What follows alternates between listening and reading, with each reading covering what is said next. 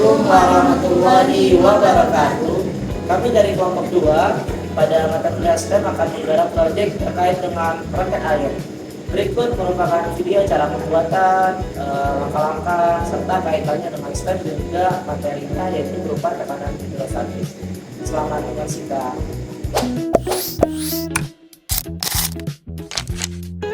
Baik teman-teman semua, di sini kita masuk ke alat dan bahan. Dan bahan yang kami gunakan di sini yang pertama ada botol, kami menggunakan botol Sprite. Yang kedua ada map tulang, terus ada pentil motor, lalu ada paralon, lalu ada tutup paralon, terus kami juga menggunakan lakban, lalu ada lem besi dan juga lem paralonnya, dan yang terakhir ada gunting dan juga pisau. Baik teman-teman semuanya, kita melanjuti. Tadi sudah dibahas terkait dengan alat dan bahan yang kita butuhkan dalam pembuatan proyek STEM berupa roket air.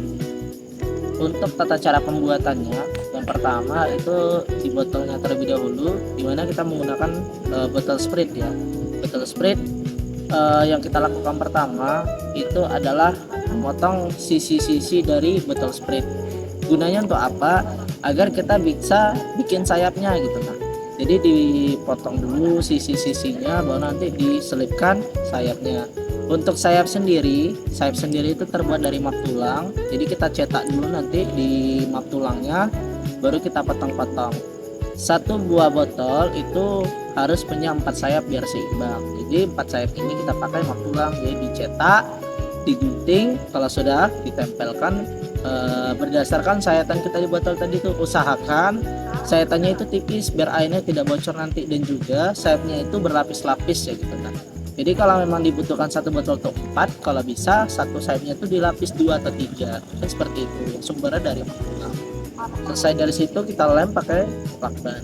Sudah selesai sayapnya, kita buat lagi cerobong di atasnya ataupun untuk yang puncaknya ya, biar bisa aerodinamisnya itu dapat membelah udara ya.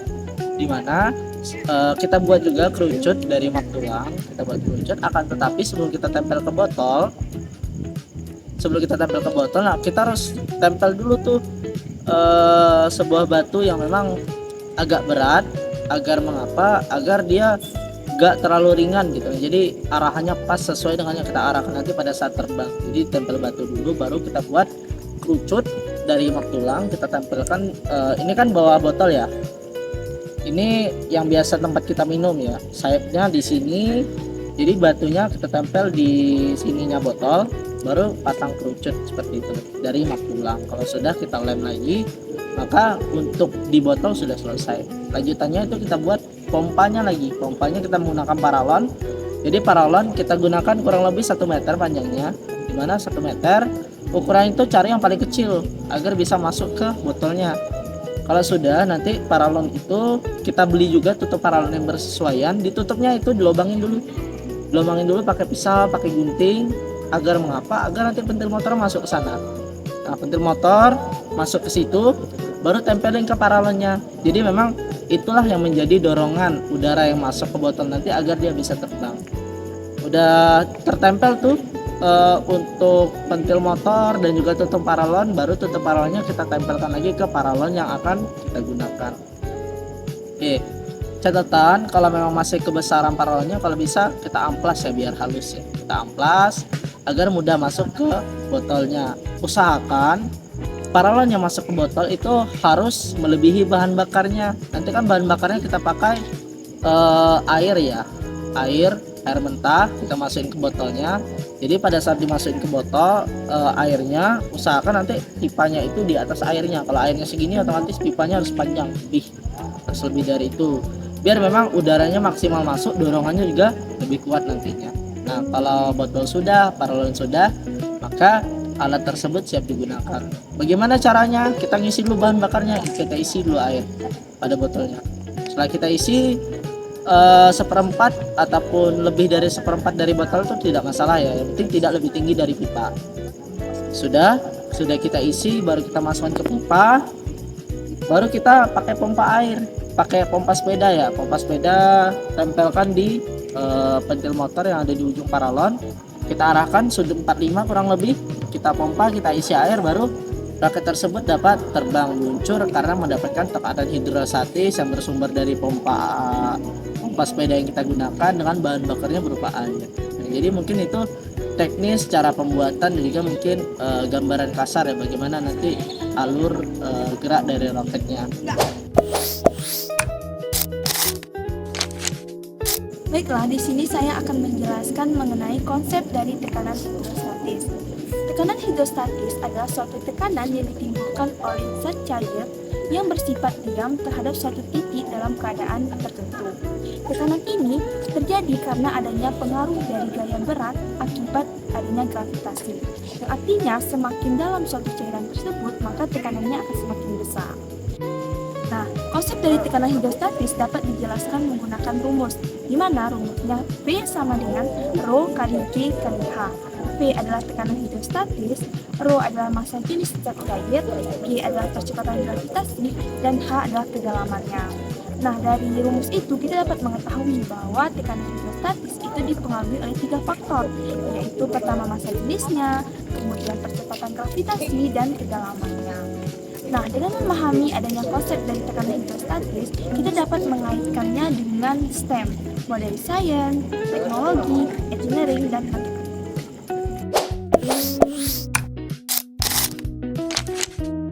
Oke, bagian selanjutnya yaitu menjelaskan mengenai cara kerja dari roket air sederhana yang sudah kami kerjakan. Pada bagian pertama itu, kita siapkan dulu roket air sederhananya yang sudah jadi.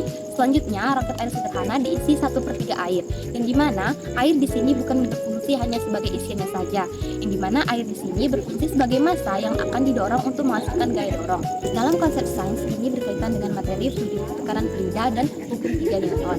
Dalam konsep matematiknya, ini bisa kita analisis untuk berapa volume air yang optimal untuk bisa menerbangkan roket secara maksimal. Selanjutnya, alat sambung ke peluncur yaitu pipa dan dihubungkan ke pompa udara. Di sini sangat terlihat jelas aspek engineering-nya, yang dimana dalam perancangan itu disusun dengan rapat agar tidak terjadi kebocoran udara. Selanjutnya, udara dipompa ke dalam alat sehingga tekanan di dalamnya itu meningkat. Disinilah konsep sains tentang tekanan gas bekerja. Semakin banyak udara yang dipompa, semakin besar tekanan yang tersimpan sebagai energi potensialnya. Selanjutnya, saat pengunci dilepas, udara bertekanan tinggi mendorong air keluar dengan cepat ke arah bawah. Proses ini menjelaskan secara langsung penerapan hukum 3 Newton. Setiap aksi, yaitu air terdorong ke bawah, menimbulkan reaksi, yaitu roket terdorong ke atas. Inilah konsep gaya dorong dalam materi dinamika. Bagian terakhir yaitu roket kemudian diterbangkan meluncur ke atas akibat gaya dorong yang dihasilkan. Pada tahap ini terjadi perubahan energi tekanan menjadi energi gerak. Mungkin itu saja bagian cara kerja dari roket air sederhana.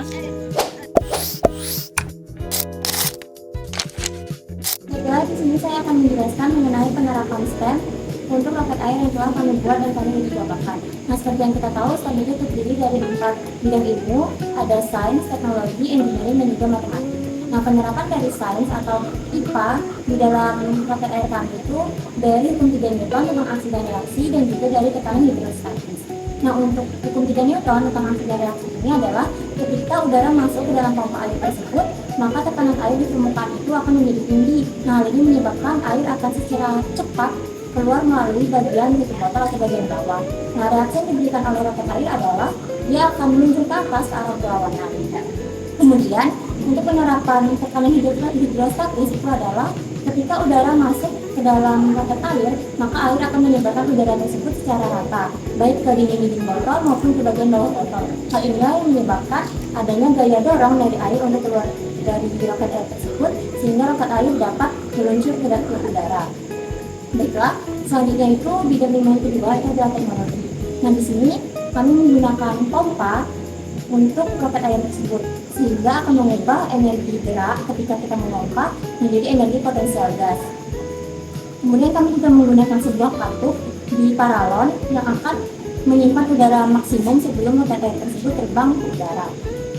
Selanjutnya ini adalah penerapan di bidang engineering atau rekayasa, di mana kami menggunakan botol Sprite sebagai tubuh utama dari roket air. Nah, kemudian kami juga menggunakan map tulang. Di sini kami membuat sayap-sayapnya. Nah, sayap ini digunakan agar roket air tersebut ketika terbangnya dengan arah yang terus berutur. Kemudian kami juga menggunakan kerucut di ujung atau di bagian atas. Nah, kerucut ini mengakibatkan ketika roket itu terbang, dia akan terbang dengan arah yang dengan arah berat. Kemudian kami juga memberikan pemberat di bagian atas sehingga ketika terbang, roket akan terbang dengan aerodinamis. Nah, selanjutnya di bidang yang terakhir itu adalah matematis. Nah, di sini kami mengisi air ke dalam roket air tersebut dengan volume 1/3 dari volume botol. Nah, hal ini menyebabkan volume tersebut akan sebanding atau tidak terlalu berat dan tidak akan terlalu ringan. Karena jika terlalu berat, roket akan sulit untuk terbang, dan jika terlalu ringan, roket terbang tidak akan maksimal. Nah, selanjutnya kami menggunakan suhu 45 derajat saat roket tersebut ingin terbang. Nah, hal ini mengakibatkan roket dapat mencapai kecepatan maksimum dan juga dapat terbang dengan lintasan gerak parabola. Nah, itulah penerapan dari STEM dalam roket air. Sekian.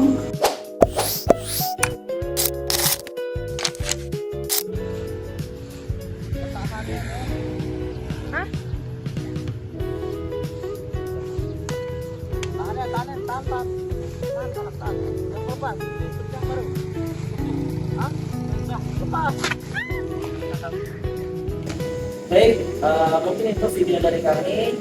Kami akhiri dengan wassalamualaikum warahmatullahi wabarakatuh.